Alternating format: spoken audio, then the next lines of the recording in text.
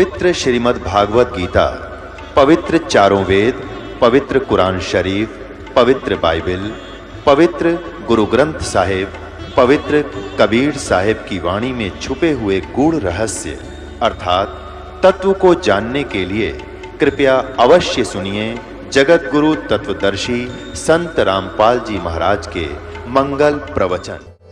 बोलो सतगुरुदेव की जय।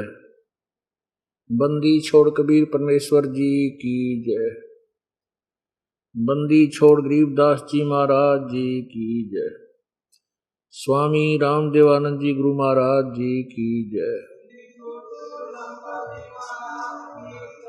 सर्व संतों की जय, सर्व भक्तों की जय, धर्मी पुरुषों की जय, श्री काशी धाम की जय, श्री छुडानी धाम की जय, श्री करोथा धाम की जय, श्री बरवाला धाम की जय।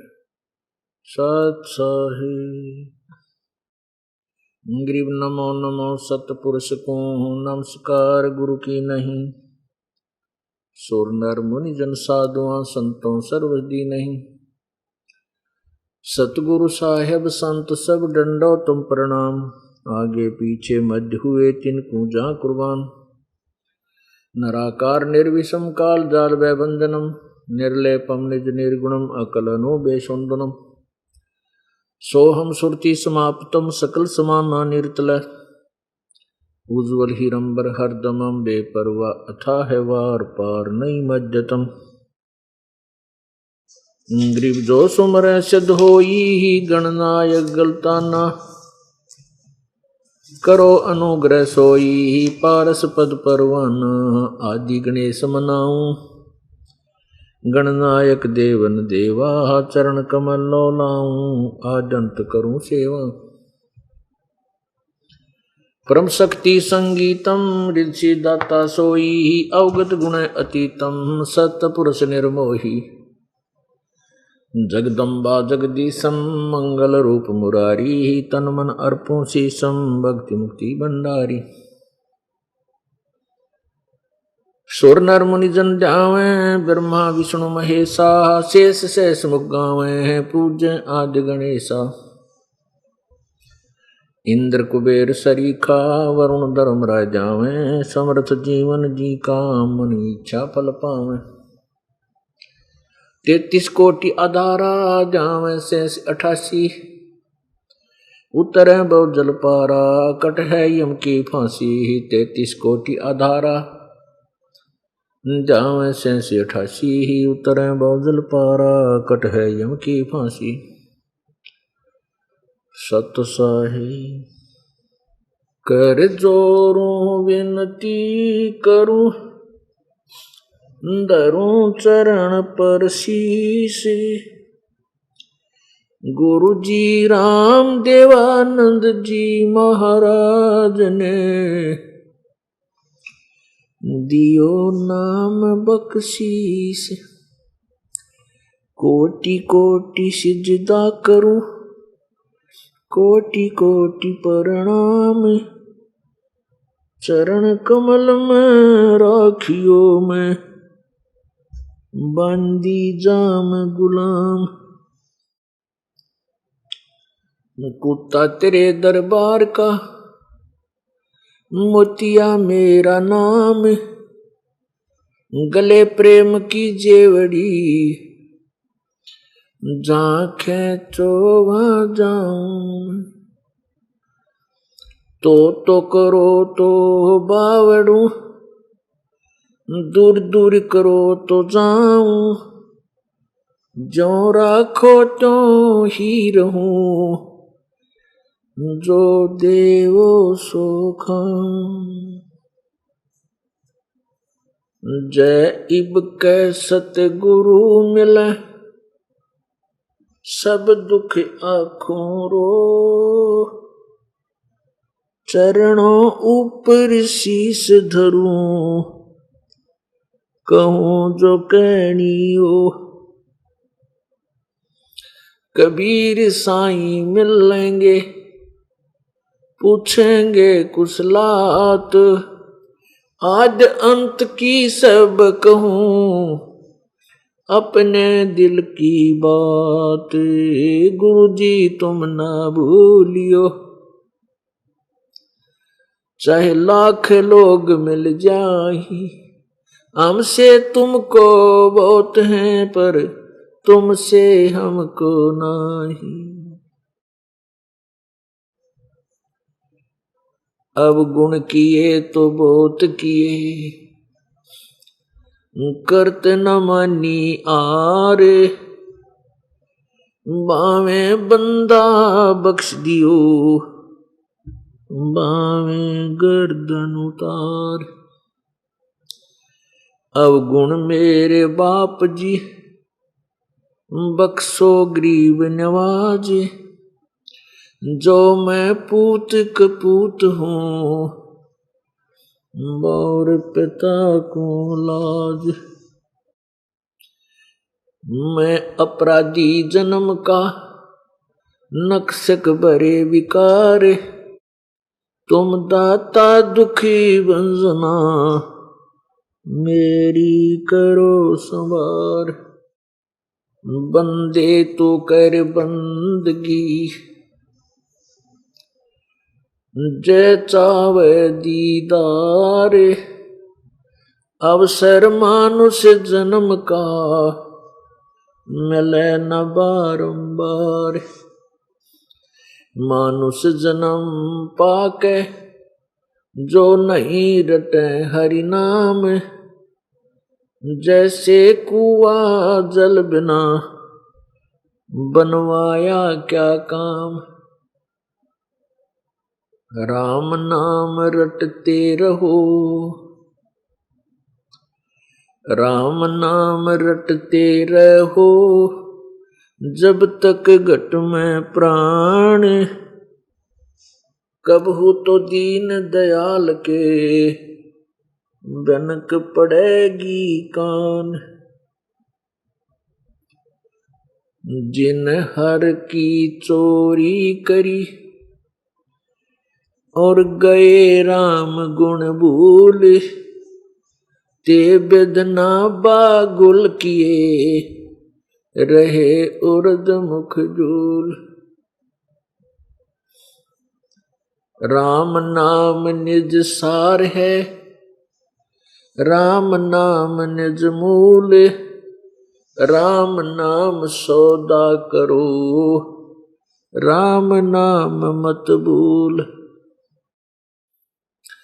आए हैं सो जाएंगे राजा रंक फकीर, एक सिंहासन चढ़ चले एक बंदे जात जंजीर।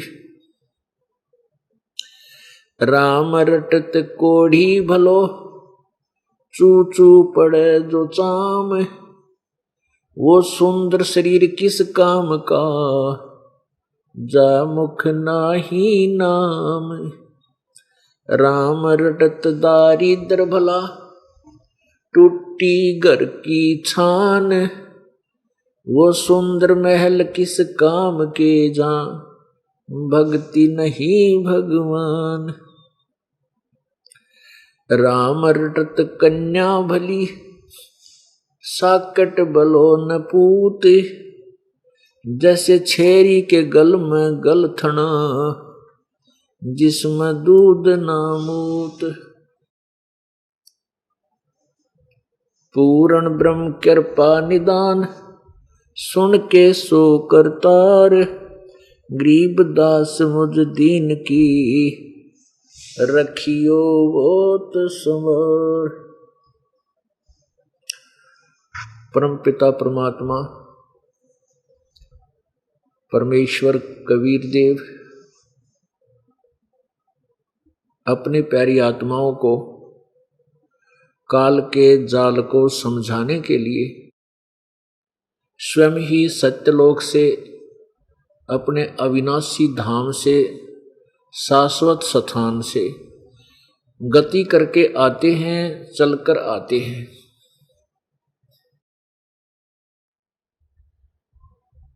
और वो उन पुण्यात्माओं को मिलते हैं जो प्रभु के चरणों में कभी किसी युग में रहे थे और मोक्ष प्राप्त नहीं कर पाए, उन प्यारी आत्माओं को अपने यथार्थ ज्ञान से परिचित कराते हैं और फिर अपने निज स्थान को प्रत्यक्ष दिखाते हैं, प्रत्यक्ष कराते हैं, साक्षात कराते हैं और अपने सामर्थ्य से परिचित कराते हैं उन पुण्यात्माओं को जो गिनती में कुछ ही होती हैं। फिर वो महापुरुष, वो संतजन उस परमेश्वर की महिमा का पूरे विश्व में ढोल पीटते हैं, गुणगान करते हैं। परंतु अज्ञानी ऋषियों, संतों, गुरुओं द्वारा फैलाया गया ये भ्रमित ज्ञान परमात्मा के यथार्थ ज्ञान को, सत्य ज्ञान को, तत्व ज्ञान को जन साधारण तक नहीं जाने देता। कारण क्या रहता है कि जब तक मानव समाज शिक्षित नहीं है और जब तक तत्वदर्शी संत हमें नहीं मिलता है तो हम किसी भी सदग्रंथ को समझ नहीं सकते। चाहे हम किसी भी भाषा से परिचित हैं, भाषा एक मीडिया है, माध्यम है अपने विचारों को दूसरे तक पहुंचाने का। भाषा का केवल इतना ही काम है। वो भावें संस्कृत है, भावें पंजाबी है, हिंदी है, इंग्लिश है, कोई सी भी है, मराठी है, गुजराती है, तो भाषा का कार्य है अपने विचारों को दूसरे तक पहुंचाना, इतना ही काम है। रही बात यह कि हम जिस भाषा से हम परिचित नहीं, हमारे लिए वो पहाड़ है, हम उसको नहीं समझ सकते। यही कारण रहा है कि सदग्रंथ जितने भी हैं, पवित्र चारों वेद, पवित्र श्रीमद् भगवत गीता जी, पवित्र 18 पुराण, पवित्र महाभारत आदि जो मान्य सदग्रंथ हैं, ये सभी संस्कृत लैंग्वेज में लिपिबद्ध थे। और परमात्मा कबीर परमेश्वर, वो कबीर देव सर्वशक्तिमान, वो परमेश्वर अविनाशी प्रभु परम अक्षर ब्रह्म, ये उनके उपमात्मक नाम है। और कबीर देव, कबीर परमेश्वर, वो उनका वास्तविक नाम है। कबीर अग्नि, कबीर अमितोजा आदि उस परमात्मा के वास्तविक नाम है। तो वो परमात्मा चारों युगों में आकर के अपनी महिमा स्वयं ही बताते हैं, क्योंकि काल भगवान जिसे ब्रह्म बोलते हैं, अब ब्रह्म कहा जाता है, वो ब्रह्म नाम से प्रसिद्ध है। ब्रह्म का अर्थ प्रभु होता है, परमात्मा होता है, स्वामी होता है। तो ये ब्रह्म अपने 21 ब्रह्मांड में ये ब्रह्म प्रसिद्ध है। जैसे किसी ऑफिस में, किसी कार्यालय में एक अधिकारी होता है जो कंट्रोलर होता है उस डिवीजन का, उस ऑफिस का, तो उस ऑफिस के, उस कार्यालय में कार्यरत जितने भी कर्मचारी हैं या अन्य अधिकारी हैं, वो उस अपने बॉस को बार बार नाम से संबोधित नहीं करते, वो उसकी पोस्ट से भी संबोधित नहीं करते। जैसे ये दास सर्विस करता था जब जेई की पोस्ट पे, तो एक्शन ऑफिस में जाते थे तो वो ये कहते थे साहब नहीं आए हैं आज, तो अंडरस्टूड साहब था एक्शन, वहां साहब बोलते हैं तो हम समझ जाते थे एक्शन साहब नहीं आए, या साहब ने ऐसे आदेश दिया है। तो वो साहब प्रसिद्ध था उस डिवीजन में। जब ऐसी ऑफिस में जाते थे तो वो वहां जाकर के वहां के कर्मचारी, अधिकारी, जो वहां के अध्यक्ष, सुप्रिटेंडेंट वगैरह थे, वो कहते थे साहब ने ऐसा कहा है। तो वहां जाने के बाद हमारे लिए अंडरस्टूड था कि ये ऐसी साहब की तरफ है। इसी प्रकार ये ब्रह्म है, ये 21 ब्रह्मांड में ये कंट्रोलर है, यहां का सुप्रीम अधिकारी है, बॉस है। इसलिए ये प्रभु ब्रह्म नाम से प्रसिद्ध हो गया। और वेदों में ब्रह्म, तो इसलिए इसको ब्रह्म, वेदों में जो ब्रह्म लिखा है वो इसी ब्रह्म की जानकारी पर सीमित हो गया। तो जिन्होंने जिन संतों ऋषियों को, महर्षियों को परमात्मा प्राप्ति हुई नहीं और तत्व ज्ञान हुआ नहीं, तो उन्होंने इस ब्रह्म को ही सर्व उपमा दे दी, क्योंकि पूर्ण परमात्मा का ज्ञान इन 4 वेदों में है, लेकिन उसके पाने की विधि नहीं है। और चारों वेदों में भी परमात्मा इस ब्रह्म के पाने की भी विधि नहीं है। इससे कुछ और ही लाभ होते हैं, जैसे सिद्धियां आ जाती हैं, और नाम जाप साधना जो ये करते हैं अपने हिसाब से, उससे ये स्वर्ग चले जाते हैं। ओम नाम के जाप से ब्रह्मलोक प्राप्त हो जाता है। और ब्रह्मलोक तक भी ये प्राणी अपने पुण्यों को समाप्त करके फिर वापस पुनर्वर्ती में है, अर्थात जन्म मृत्यु होता रहता है।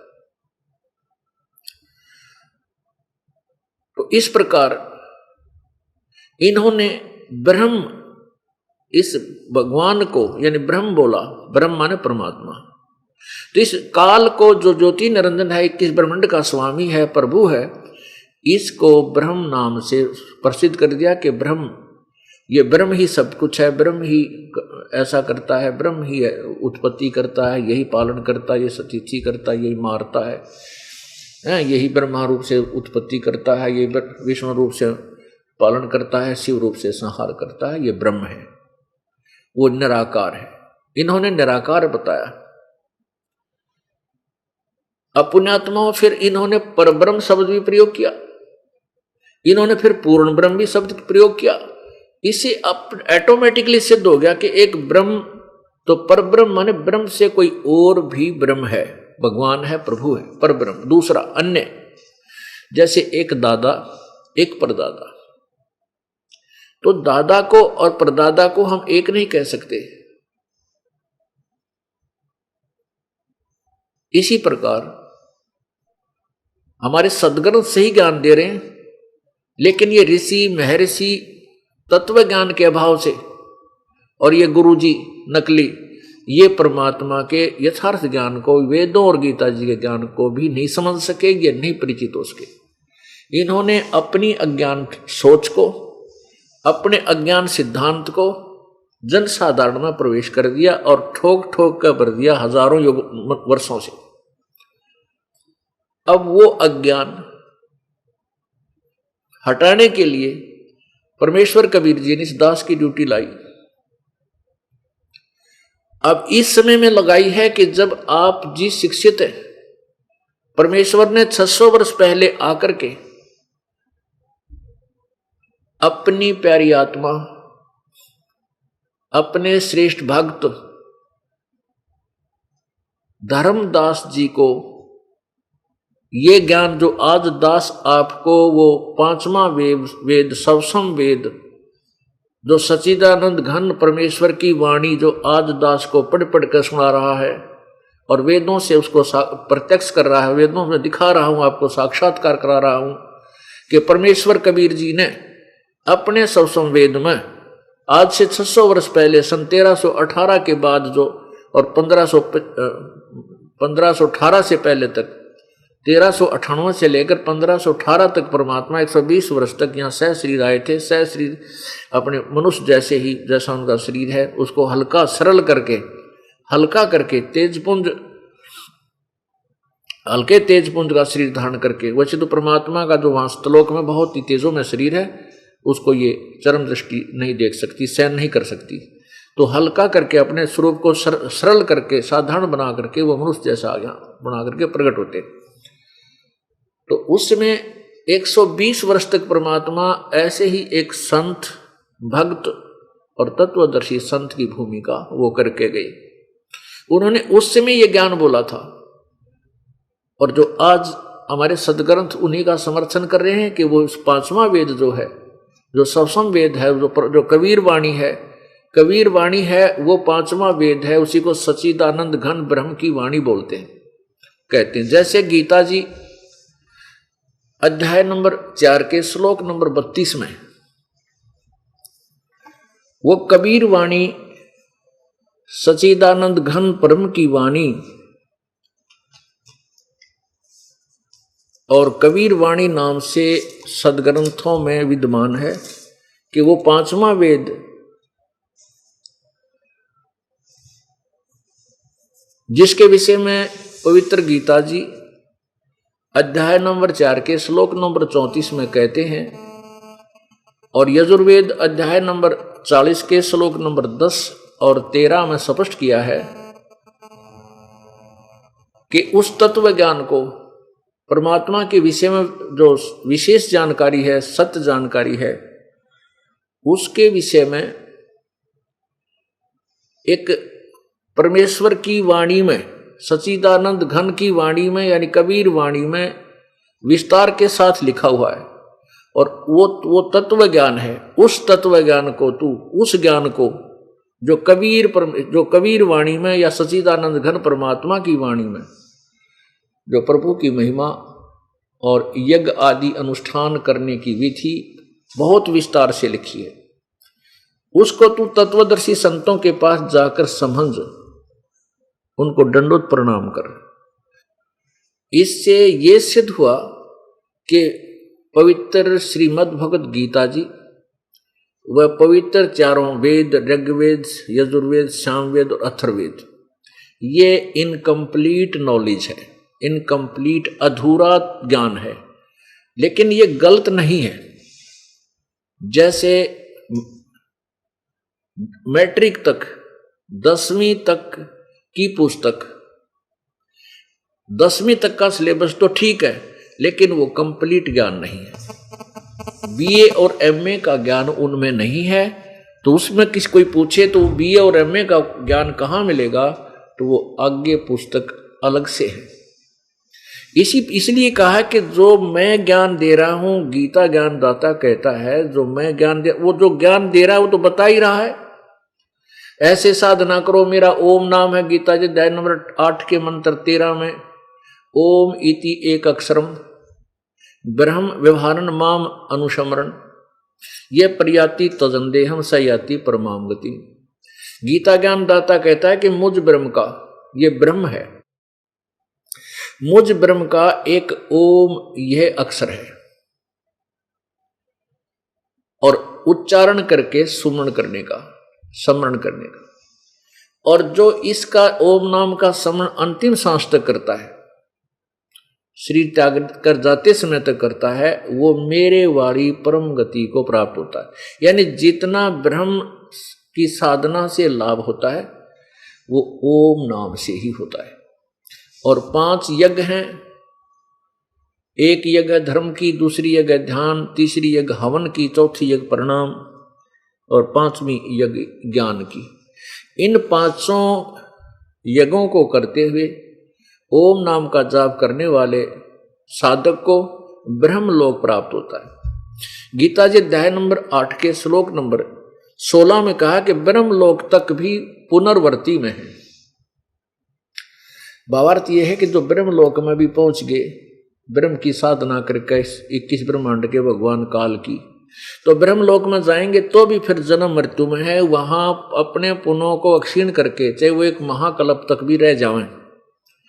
एक महाकल्प बताते हैं, एक महाकल्प 36,000 बार सृष्टि और प्रलय हो जावे तब तक वो वहां रहते। 36,000 बार। एक बार कब प्रलय होती है सृष्टि, जब ब्रह्मा जी का 1000 चतुर्युग का दिन समाप्त होता है और रात्रि प्रारंभ हो जाती है। तो और एक कल्प, ये एक कल्प कहलाता है। और 36,000 बार जो उत्पत्ति प्रलय हो जाती है वो एक महाकल्प कहलाता है। तो ब्रह्मलोक में गए हुए फिर भी जन्म मृत्यु में आते हैं। इसलिए गीता जी अध्याय नंबर 15 के मंत्र नंबर 1 में कहा है कि उस तत्वदर्शी संत की पहचान ये है कि उल्टे लटके संसार रूपी वृक्ष के सर्वांग सहित ज्ञान देगा। भाई उस उल्टे लटके संसार रूपी वृक्ष के वो जड़ रूप कौन है, यानी कहाँ जो उसको खुराक देता, पूरे संसार का पालन करता, वो कौन भगवान है, जड़ कौन, मूल कौन है, और तना क्या है, और डार क्या है, और शाखा कौन और पत्ते कौन है, जो ये बता दे सवेदवित। उसके पश्चात अब तत्वदर्शी संत बता दिया कि वो तत्वदर्शी संत होगा जो पूरे संसार रूपी वृक्ष की जानकारी न्यारी न्यारी भिन्न भिन्न बताओगा विस्तार से। सवेदवित अर्थात वो तत्वदर्शी संत है। और ये परमेश्वर कबीर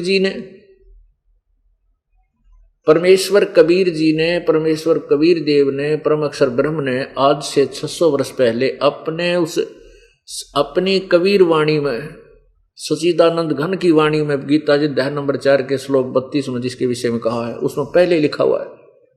उसमें लिखा है अक्षर पुरुष एक पेड़ है और निरंजन वा की डार और तीनों देवा शाखा हैं, ये पात रूप संसार। अब गीता ज्ञान दाता कहता है कि चौथे अध्याय के 5वें श्लोक में गीता जी में कि तेरे और मेरे अर्जुन बहुत जन्म हो चुके, तू नहीं जानता मैं जानता हूं। इससे सिद्ध है कि गीता ज्ञान दाता नाशवान है, अविनाशी नहीं है। तो इसकी साधना करने वाले भी अविनाशी स्थान को प्राप्त नहीं कर सकते। इसका ब्रह्मलोक भी अविनाशी नहीं है, ये भी नष्ट होता है। इसे सिद्ध है कि जब तक हम ब्रह्म तक की साधना करेंगे हमारी जन्म मृत्यु कभी समाप्त नहीं हो सकती। ये जन्म और मृत्यु का क्रम जारी रहेगा, प्रारंभ रहेगा। इसलिए गीता जी अध्याय नंबर 4 के श्लोक 34 में कहा कि उस पूर्ण परमात्मा के जो चौथे अध्याय के 32वें श्लोक में उस सच्चिदानंद घन की वाणी में जो ज्ञान और विस्तार से सब अनुष्ठान करने की लिखा है, उस परमात्मा के जो गीता जी अध्याय नंबर 4 के श्लोक 32 में बताया है कि सच्चिदानंद घन की वाणी में ये अनुष्ठान कोई ऐसे करता है, ऐसे करता है, सारे विस्तार से लिखे। और उनकी लाभ हानि भी बताई है कि जो ऐसे साधना करता है उसका क्या लाभ है, कोई ऐसे करता है उसका क्या हानि है, ये साधना ठीक है कि नहीं। जो कोई ऊपर को पैर करता है, कोई योग अभ्यास योगासन पर ही अटका बैठा है, कोई केवल जो है अहिंसावादी ही है। अहिंसावादी होना आवश्यक है, ये एक भक्ति का अंग है, लेकिन केवल एक ही जो साधना तुम करते हो, कोई देवताओं की पूजा करता है, कोई केवल तपस्या करता है, घोर तप करता है, ये साधनाएं, इनके विषय में एक स्थान पर और लिखा हुआ है। उसको विस्तार के साथ उसके विषय उस परमात्मा की सच्चिदानंद घन की वाणी में विस्तार से लिखे हुए हैं। और उस ज्ञान को तू तत्वदर्शी संतों के पास जाकर समझ, चौथे अध्याय के 34वें श्लोक में कहा है। और फिर उसके बाद कहा है कि उस पहचान क्या है उस तत्वदर्शी संत की 15वें अध्याय के प्रथम श्लोक में बता दी कि ऊपर को जुड़, नीचे को तीनों गुण रूपी शाखा।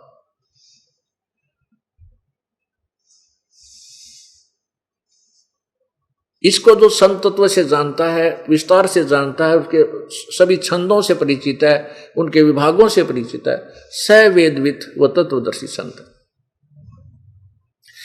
इसलिए कहा गीता जी अध्याय नंबर 15 के श्लोक नंबर 4 में कहा है कि जब तुझे तत्वदर्शी संत प्राप्त हो जा और इस अज्ञान रूपी उलझी हुई गुत्थी को उस तत्व ज्ञान रूपी शस्त्रते काट के, 3 में लिखा है, 15वें अध्याय के 3 में गीता जी में। अब चौथे में कहा कि उसके पश्चात उस परम पद परमेश्वर की खोज, उस परमेश्वर के उस परम पद की खोज करनी चाहिए, जहां जाने के बाद फिर प्राणी कभी लौटकर संसार में नहीं होते आते, अर्थात उनका पूर्ण मोक्ष हो जाता है।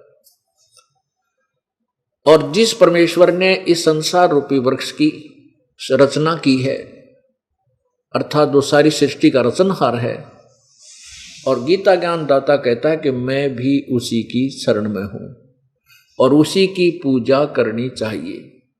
गीता जी अध्याय नंबर 18 के श्लोक नंबर 62 में कहा कि अर्जुन तू सर्वभाव से उस परमेश्वर की शरण में जा, जिसकी कृपा से ही तू परम शांति और शाश्वत स्थान यानी उस सदा रहने वाले सनातन परम धाम सतलोक को प्राप्त हो जाएगा। तेरी फिर जन्म मृत्यु कभी नहीं होगी। पुण्यात्मा, इसलिए फिर गीता जी अध्याय नंबर 18 के श्लोक नंबर 66 में कहा है कि सर्वधर्मान परित्यज माम एकम शरणम व्रज। इसका संबंध गीता जी अध्याय नंबर 18 के श्लोक 62 से है कि वो जो और परमात्मा है जो गीता ज्ञान दाता से अन्य है, उसकी शरण में जाने के लिए कहा है।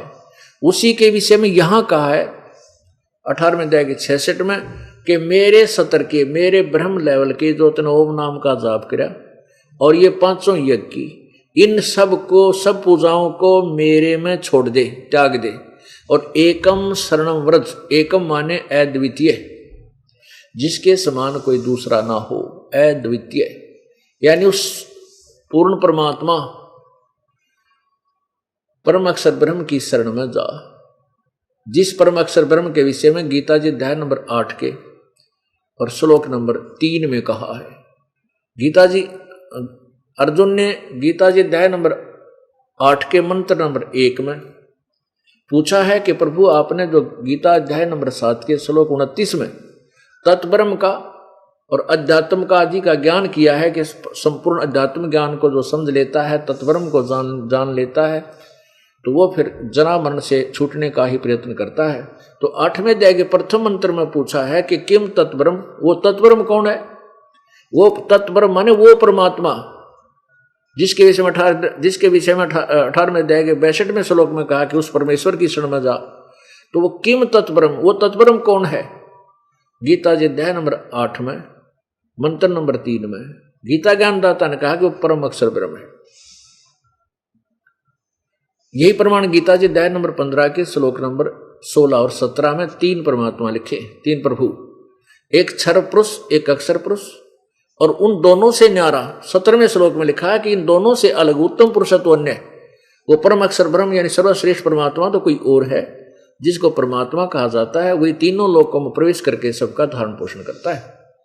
वो मूल रूपी भगवान है, संसार रूपी वृक्ष का वो जड़ है जो तीनों लोकों में प्रवेश करके और जो जिससे सभी को खुराक मिलती है, वो तीनों लोकों में प्रवेश करके सबका धारण पोषण करता है। वो वास्तव में अविनाशी परमात्मा है। तो गीता जी अध्याय नंबर 18 के श्लोक नंबर 62 में उसी तत्ब्रह्म के विषय में कहा कि गीता ज्ञानदाता कह रहा है कि अर्जुन तू सर्वभाव से उस परमेश्वर की शरण में जा, जिसकी कृपा से तू परम शांति और शाश्वत स्थान उस सतलोक को प्राप्त होगा जो कभी नाश होने वाला नहीं है, जहां जाने के बाद फिर पुनर्जन्म नहीं होता। तो 18वें अध्याय के 66वें श्लोक में कहा है कि सर्व धर्मान परित्यज्य माम उस एकम शरणम व्रज। अगर तूने उस परमात्मा की शरण में जाना है तो मेरे सत्र का जितनी तूने पूजा की है वो मेरे को त्याग दे। गीता ज्ञानदाता कहता है मेरे में छोड़ दे वो पूजाओं को, तो उस एक की शरण, उस सर्वशक्तिमान की शरण में चला जा, फिर मैं तुझे सब पापों से मुक्त कर दूंगा। पुण्यात्माओं, हम क्या करते थे? ब्रह्म की साधना, ओम नाम का जाप और अन्य ये 5 ये गाधी करके हम स्वर्ग, महास्वर्ग चले जाते जिसको ब्रह्म लोक कहते हैं। तो वहां अपने पुण्यों को तो वहां पर समाप्त कर देते थे और पुण्यों से ज्यादा पाप ज्यादा होते हैं, क्योंकि जैसे हम किसान खेती बोता है, खेत बीजता है, तो वो कणक बीजता है, जैसे जीवनदाता अन्न उत्पन्न, गेहूं उत्पन्न करना होता है, उसके लिए कितनी मेहनत करनी पड़ती है, पैसे भी लगाने पड़ते हैं, समय भी लगाना पड़ता है, बीज भी बोना पड़ता है, खेत संवारना पड़ता है, सिंचाई भी करनी पड़ती है, तब जा करके कहीं गेहूं प्राप्त होती है, कणक। और उसी खेत ने कति ना छेड़े, कुछ ना कर, उसमें अपने आप उसमें निरा अड़ंगा उत्पन्न हो जाएगा, अपने भर जाएगा तगड़ा। तो पुण्यात्माओं, यहाँ ये ऐसा क्षेत्र है काल का, यहाँ पर पुण्य और पाप आपको दोनों प्राप्त होंगे। जैसा कर्म प्राणी करता है वह वैसा ही मिलेगा। पुण्य भी मिलेंगे, पुण्य का फल अलग मिलेगा, पाप का अलग मिलेगा। ब्रह्म तक की साधना से पाप नहीं घटते, नाश नहीं होते। वो तो पूर्ण ब्रह्म, परम अक्षर ब्रह्म होती पूर्ण परमात्मा, जो गीता जी अध्याय नंबर 15 के श्लोक 16-17 में और 17 में कहा कि वो उत्तम पुरुषोत्तम, वो ही इन पापों को काट सकता है, हमारे पापों में आग लगा सकता है। तो इसलिए हम जो पुण्य यहां क्या करते हैं, जैसे हम पुण्य करने चले कहाँ, जैसा हमें ज्ञान दे रखा ज्ञानियों ने, जैसे कुंभ के मेले पर या किधर ग्रहण लगा या कावड़ लेने गई, वहां से वहां तक इतने पाप कर दिए, पैरों तले जीव मरे, वो तो बैड अकाउंट में, और वहां पुण्य है ही नहीं, क्योंकि वो साधना करण की कोई ना शास्त्र विरुद्ध है, पुण्य उनका बनता ही नहीं।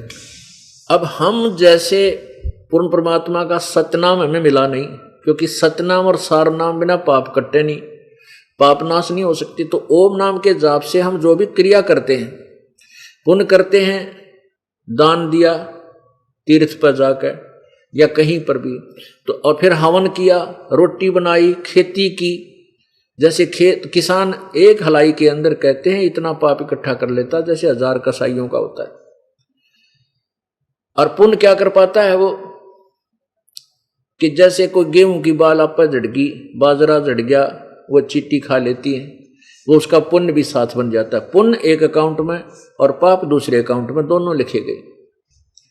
ऐसे ही मजदूर है, कस्सी के ऐसे कस्सी के साथ खोदता है, ना जाने कितने कीड़े मकोड़े कटते हैं, मरते हैं, तो वो उसके बैड अकाउंट में। और पुण्य पता नहीं को करने पावे ना कर सके बेचारा, उसको पता ही नहीं पहले तो पुण्य होता कैसे है, कि देखो कुत्ते ने रोटी डाल दी, खेत छत पर अपने दाने डाल दिए, वो पुण्य उसको मिल जाएगा। पाप तो हो गए ढेर सारे और पुण्य नाम मात्र। और यहां ब्रह्म तक की साधना में जैसा किया वैसा ही कर्म मिलता है। केवल पूर्ण ब्रह्म, परम अक्षर ब्रह्म, वो सत्य पुरुष कबीर देव की साधना से हमारे पाप नाश होते हैं, पुण्य शेष रह जाते हैं। हमने क्या करना है, जब हम सत साधना करेंगे तो पुण्य जो शेष रह गए, ओम नाम, क्योंकि हम आपको जो मंत्र देते हैं उसमें 3 मंत्र हैं, ओम, तत् और सत। ओम तो ब्रह्म का, और तत् और सत ये गुप्त हैं। ओम तत्सत, ओम तत्सत ये कोई नाम जाप नहीं है। ओम तो ठीक है, ये ब्रह्म का जाप है। तत् ये परब्रह्म का जाप है। जैसे गीता जी अध्याय नंबर 15 के श्लोक नंबर 16 में क्षर पुरुष और अक्षर पुरुष, क्षर पुरुष ये क्षर ब्रह्म और अक्षर पुरुष ये अक्षर ब्रह्म, ये 2 प्रभु हैं। इस क्षर पुरुष का नाम है, मंत्र है जाप करने का ओम, और अक्षर पुरुष का जाप है तत्, वो ये दास बताएगा, ये कोड वर्ड है, वो मंत्र वास्तविक कोई और है, जो सांकेतिक नाम है। और जो तीसरे नंबर का भगवान है, परमात्मा है, गीता जी अध्याय नंबर 15 के श्लोक नंबर 17 में कि उत्तम पुरुषत्व अन्य परमात्मा उदारते, और यह लोक तरम आविश्य विभर्ति अवय ईश्वर है, जो तीनों लोकों में प्रवेश करके सबका धारण पोषण करता, वो अविनाशी परमात्मा। तो ऊपर ले उन दोनों से, क्षर पुरुष और अक्षर पुरुष से कोई और है, वो परम अक्षर ब्रह्म है, परम अक्षर पुरुष है, उसका नाम सत्य, उसका मंत्र सत्य है। ये सत्य भी सांकेतिक है, ये दास बताएगा, वो मंत्र कोई और है। इन तीनों मंत्रों के जाप से हम परमात्मा पूर्ण ब्रह्म को प्राप्त करेंगे। गीता जी अध्याय नंबर 17 के श्लोक नंबर 23 में कहा है, ओम तत् सत इति निर्देश ब्रह्मण त्रिविध समर्थ है, ब्राह्मणा तेन वेदा च विहिता यगा पुरा। सृष्टि के आरंभ में विद्वान पुरुष जो तत्व ज्ञान से परिचित कबीर परमेश्वर की शरण में आए हुए थे, वो इसी मंत्र के आधार से परमात्मा पूर्ण की साधना करते थे। तो पुण्यात्मा कहने का भाव ये है कि हम गीता जी अध्याय नंबर 18 के श्लोक नंबर 66 में कहा कि सर्व धर्मान परितज माम एकम शरणवर्ज। तो हम वो क्या कह रहा है कि मेरे सत्र के जितने भी पुण्य हैं, जो तेने धार्मिक कर्म किए हैं, ओम नाम का जाप 500 यज्ञ आदि, तो मुझे त्याग दे, तो मैं तुझे सब पापों से मुक्त कर दूंगा। पुण्यात्मा हम क्या करते थे, पुण्य तो स्वर्ग में, महास्वर्ग में बर्बाद किए, नष्ट किए, खा खर्चे। जैसे रेस्टोरेंट में जाके 1 महीना रुका हुआ कि तो हिल स्टेशन पर पहाड़ी इलाके में सैर सपट्टे करता रहे, और पूंजी जो लेके गया था वह बर्बाद हो जाती है। वहाँ कमाई, वहाँ अपना कर्म क्षेत्र नहीं है। कर्म क्षेत्र फिर यहाँ है, तो यहाँ फिर 1 साल में 10 महीने 11 महीने मेहनत की, मजदूरी करी, फिर 10-20 हज़ार रुपये इकट्ठे जोड़े, इकट्ठे संग्रह किया, उनको फिर वहाँ कुल्लू मनाली जाकर बर्बाद कराए। हम ऐसे करते रहे। तो पूर्ण परमात्मा की भक्ति से, इस ब्रह्म तक की साधना करने से, पूर्ण परमात्मा की भक्ति ना करने से हम स्वर्ग जाते थे। इस ब्रह्म परमात्मा की ब्रह्म की साधना करके, काल भगवान की साधना करके हम महास्वर्ग पहुंच जाते। महास्वर्ग के बाद फिर पृथ्वी पर आते, पृथ्वी पर आने के बाद फिर दोबारा फिर नरक में जाते, पुण्यों को, पापों को भोगने के लिए। और नरक में से आने के बाद फिर हम 84 लाख प्रकार के इन प्राणियों के शरीरों में कष्ट उठाते, उन पापों को भोगने के लिए। फिर कभी टर्न वाइज नंबर मिलता मनुष्य का। ये विधान बनाया है परमेश्वर ने कि एक इस जीवात्मा को 84 जो सत साधना नहीं करता, ब्रह्म तक की साधना करता है, तो उसको पुण्य के आधार पर हो सकता है 1, 2, 10, 20, 50 जन्म भी मिल सकते हैं मनुष्य के, लेकिन वो फिर दोबारा पाप भोगने के लिए नरक भी जाएगा, 84 लाख प्रकार के प्राणियों के शरीर भी धारण करेगा। उसके बाद फिर उसके कुछ पुण्य ऐसे शेष रख लिए जाते हैं जिनके आधार से उनको फिर टर्न वाइज 1 नंबर मनुष्य का फिर मिलेगा जन्म। उस जन्म में उसको हो सकता परमात्मा की सत्साधना मिले, ब्रह्म तक की भी ना मिला। जैसे गीता जी अध्याय नंबर 7 के श्लोक नंबर 19 में गीता ज्ञान दाता कहता है कि बहुनाम जन्मानाम अंते ज्ञानमान माम प्रपत्ते, और वासुदेव सर्वमिति स महात्मा सुदुर्लभ है कि बहुत के जन्म जन्मों के मनुष्य के कितने जन्म पा लेता है, किसी एकाध जन्म में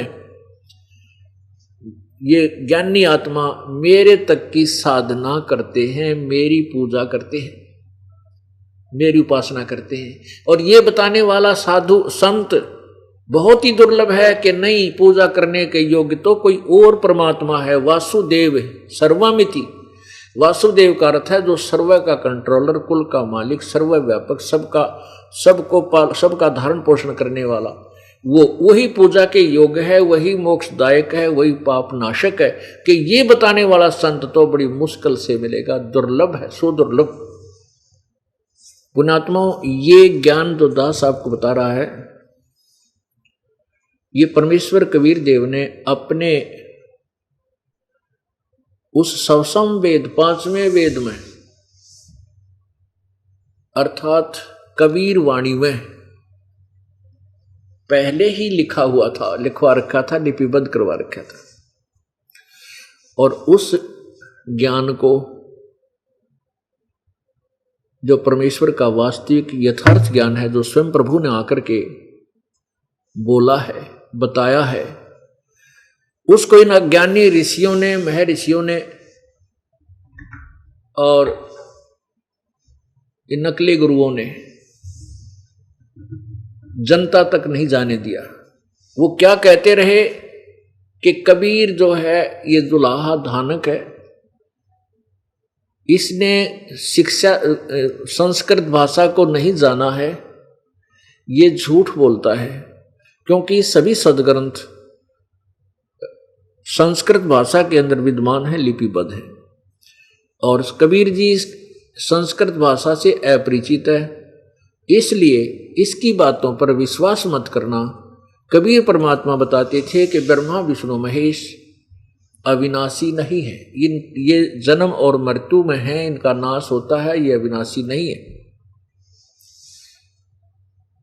और परमात्मा बताते थे कि ये पूर्ण परमात्मा ही पूजा के योग्य है, क्योंकि अपनी महिमा वो आप ही बताने आते हैं। और उस ज्ञान को जो परमात्मा ने यथार्थ रूप से बताया था, हम नहीं समझ सके, क्योंकि हम संस्कृत लैंग्वेज से अपरिचित थे। पुण्यात्माओं, भाषा का काम, भाषा का कार्य अपने विचारों के आदान प्रदान तक सीमित है। अब जो ज्ञान हम संस्कृत भाषा में लिखा था वही अमृत ज्ञान परमात्मा की वाणी में, सच्चिदानंद घन की वाणी में, सिंपल लैंग्वेज में, साधारण भाषा में लिखा हुआ है और आज प्रमाणित आपके समक्ष हो रहा है। तो इससे ये आपको सिद्ध हो जाना चाहिए कि जिन क्योंकि अपना जन्म पवित्र हिंदू धर्म में हुआ और पवित्र हिंदू धर्म के जितने भी महर्षि, ऋषि, गुरु और जिनको हम ये ब्रह्मा विष्णु महेश तक भी, ये भी वेदों के यथार्थ ज्ञान से अपरिचित थे, ये तत्व ज्ञान से परिचित नहीं थे। और जो संस्कृत, जो 18 पुराणों में ब्रह्मा जी ने जो अपनी आंखों देखा, देखो ब्रह्मा जी ने 18 पुराण बोले हैं, उनमें अलग ब्रह्मा जी से सुने हुए ज्ञान को किसी ने इधर उधर अलग से बताया है, उसके नाम से वो अलग से पुराण एक बन जाती है, जैसे मार्कंडेय पुराण आदि आदि। अन्यथा ये ज्ञान ब्रह्मा जी द्वारा ही दिया हुआ है और कुछ उस ऋषि का जिसके नाम से पुराण, उसका अपना अनुभव है। ब्रह्मा विष्णु महेश और ऋषि महर्षि जैसे वशिष्ठ जी जैसी, तोब विश्वामित्र जैसे, जिन्होंने इतनी इतनी साधनाएं की, और ब्रह्मा विष्णु महेश ये वेदों के ज्ञान से अपरिचित। और ये अवर्तमान के जो ऋषि, ये कलयुग वाले ऋषि और ये गुरु जो वर्तमान में हिंदू धर्म के जो मार्गदर्शक थे, ये वेदों से तो अपरिचित थे ही थे, लेकिन ये अपने पुराणों के ज्ञान को भी नहीं समझ सके, जबकि वो तो संस्कृत के ज्ञाता थे, संस्कृत जानने वाले थे और सदग्रंथ संस्कृत भाषा के अंदर विद्यमान थे। वो उसको नहीं समझ सके क्योंकि उनके पास ये तत्व ज्ञान नहीं था, 5वें वेद का ज्ञान उनके पास नहीं था और तत्वदर्शी संत उन्हें मिला नहीं। अब परमात्मा अपने उस सच्चिदानंद घन की वाणी में, कबीर वाणी में कहते हैं, भाई सतगुर बिन काहुन पाया ज्ञाना, जो थो था बोछड़े मूड किसाना। गुरु बिन वेद पढ़े जो प्राणी, समझे न सार रहे अज्ञानी। अब क्या बताया है?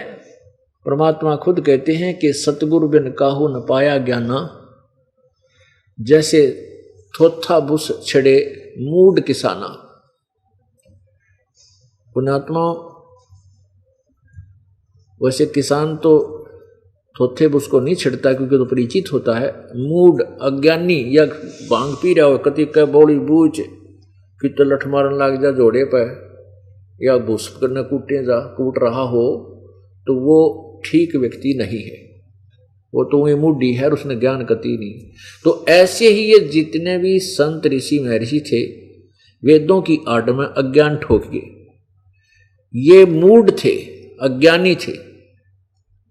ब्रह्मा विष्णु महेश तक भी वेदों के ज्ञान से अपरिचित थे। और ये नकली गुरु ऋषि महर्षि वर्तमान के जो कलयुग के, ये वेदों के तो आसपास भी नहीं, लेकिन ये अपने ये क्या नाम है, पुराण तो बिल्कुल स्पष्ट बताते हैं, इन पुराणों से भी अपरिचित थे कि ब्रह्मा विष्णु महेश कोई अजरो अमर बतावें, इनकी कोई माता पिता नहीं, जबकि हमारे पुराण बता रहे हैं इनके माता पिता हैं, इनका ये जन्म मृत्यु के अंदर ये स्वयं स्वीकार करें। अब देखिएगा थोड़ा सा प्रमाण, जब तक हम आंखों नहीं देखेंगे ये बातें बहुत चुभेंगी, क्योंकि हमने ब्रह्मा विष्णु महेश जी को बहुत ही सुप्रीम मान रखा है। अब इनको कैसा मान रखा है हमने? अब देखिएगा श्रीमद् देवी भागवत, पहले तो इसमें यह दिखाते हैं कि ब्रह्मा विष्णु महेश भी वेदों से अपरिचित थे, क्योंकि ये शब्द जो दास ने बोला है कि ब्रह्मा विष्णु महेश और विश्वामित्र जैसे ऋषि और ये सतयुग के जितने ब्राह्मण को चाहे ऋषि को हो, एक ही बात है। तो ये अज्ञानी थे, मूढ़ थे, वेद ज्ञान से अपरिचित थे। यानी जिसको वेद ज्ञान नहीं वो मूढ़ ही है, अपरिचित। क्योंकि आध्यात्मिक ज्ञान चारों वेदों से प्रारंभ है। ये मैट्रिक तक का सिलेबस है, 10वीं तक का पाठ्यक्रम है। और सवसम वेद में उसमें वो जहाँ वेद अपनी नीति कह देते हैं, जैसे गीता जी अध्याय नंबर 4 के श्लोक 34 में, यजुर्वेद अध्याय 40 के मंत्र 10 और 13 में कहा है कि उस तत्व ज्ञान को यानी परमात्मा के विषय में पूर्ण जानकारी तो तत्वदर्शी संत वो धीराणाम, वो तत्वदर्शी संत देंगे, बताते हैं, उनसे सुनो। इससे सिद्ध है कि ब्रह्म ने जो लिखना था, बोलना था, चारों वेद बोल दिए, गीता जी बोल दी, ब्रह्म ने ही बोली गीता जी श्री कृष्ण में प्रवेश करके, और चारों वेद भी ब्रह्म ने बोले। तो वो वेद बोलने वाला ब्रह्म कह रहा है कि और ज्ञान है, वो तत्वदर्शी संत जानता है, उनसे सुनो। तो ये मैट्रिक तक का सिलेबस है, लेकिन गलत नहीं। और इस वेदों के ऊपर का जो ज्ञान है वो ये दास बताएगा, क्योंकि परमात्मा ने स्वयं आकर के उस सवसम वेद में बोल रखा है। और रही बात ये पुराणों के जानने की, ये वर्तमान के ऋषि और ये हमारे पवित्र हिंदू धर्म के गुरु ये संस्कृत के जानने वाले थे तो भी इससे अपरिचित थे कि वेद पुराणों में क्या लिखा है। वेद तो वो समझ ही नहीं सकते थे, क्योंकि ब्रह्मा विष्णु महेश ही नहीं समझ सके। और ये पुराणों में क्या लिखा है ये भी नहीं समझ सके। अगर इन्होंने जाना होता तो हमें बताते कि ब्रह्मा विष्णु महेश नासवान हैं, इसके माता पिता हैं। इससे सिद्ध है कि हमारे को अभी तक इन अज्ञानी गुरुओं ने भ्रमित रखा, तो हमारे मनुष्य जीवन को बर्बाद कर दिया। जब इनको मूल ज्ञान ही नहीं है, ये हमारे थ्योरी से परिचित नहीं है, तो इनके पास प्रैक्टिकल क्या होगा, अंडरस्टूड है। जब इनके पास इनको पाठ्यक्रम का ज्ञान नहीं है, तो इन्होंने जो वेदों गीत अपने सदग्रंथों को ये परिचित ही नहीं है, तो इन्होंने हमें भक्ति की विधि क्या बताई होगी, व्यर्थ, शास्त्र विरुद्ध। तो जिसके कारण हम कभी पितर बने, भूत बने, फिर उनके श्राद्ध निकलवाने लगे और नया तरीका ढूंढ लिया जो वेदों में नहीं लिखा, जो शास्त्र विरुद्ध है, तो उसमें उलझाए रखे हमारे। अब देखिएगा, ब्रह्मा विष्णु महेश को वेद ज्ञान नहीं था, ये आपके समक्ष पर पहले ये प्रमाण करते हैं। श्री देवी मद भागवत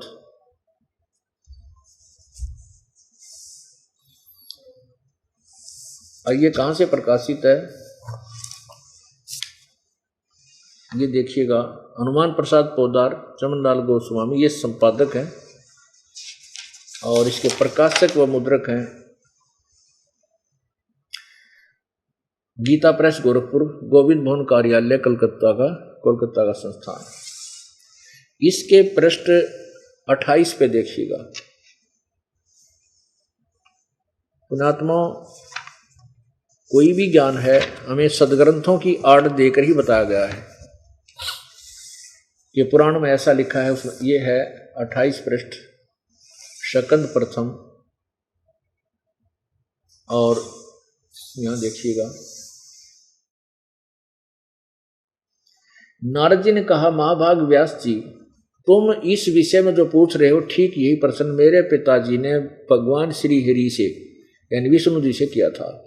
देवादिदेव भगवान जगत के स्वामी हैं, लक्ष्मी जी उनकी सेवा में उपस्थित रहती हैं, आदि आदि। आगे देखना, उनकी ऐसे जगत प्रभु भगवान श्री हरि यानी विष्णु जी महान तप कर रहे थे, उनकी समाधि लगी थी। यह देखकर मेरे पिता ब्रह्मा जी को बड़ा आश्चर्य हुआ।